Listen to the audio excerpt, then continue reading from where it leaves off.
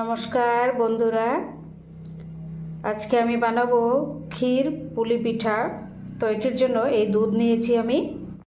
Liquid দুধের মধ্যে এখন আমি পাউডার দুধ আধা বাটি দিয়ে দিচ্ছি। এটির মধ্যে আর চিনি মেশাবো না। মিল্ক মেডের মধ্যে খুবই মিষ্টি থাকে, তো এটির মধ্যে আর এক্সট্রা আমি চিনি দিচ্ছি না।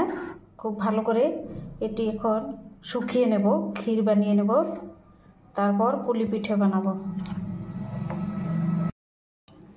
ক্ষীরটা তৈরি করে নিয়েছি, এখন বানিয়ে নেব। গ্যাসটা অফ করে দিচ্ছি, নাহলে বেশি সময় রাখলে জ্বলে যাবে। ময়দা নিয়ে নিয়েছি 1 বাটি। ময়ামে দেওয়ার জন্যে আমি 3 চামচ সাদা তেল নিয়েছি, বেশি দেব না, 3 চামচ। অল্প একটু লবণ দিয়ে দিচ্ছি, খুব টেস্ট হবে।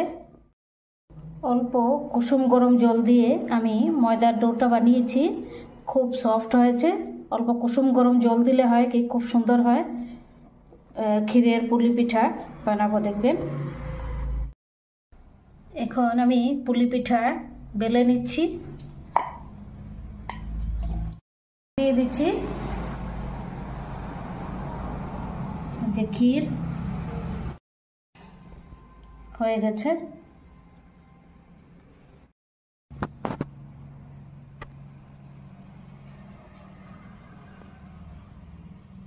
খুব মিহি করে এরকম ফোল্ড করতে হবে, খুব মিহি করে, তো সুন্দর ভাজা হয়।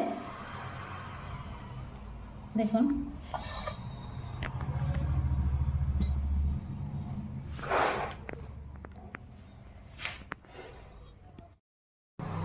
এখন ভেজে নিচ্ছি।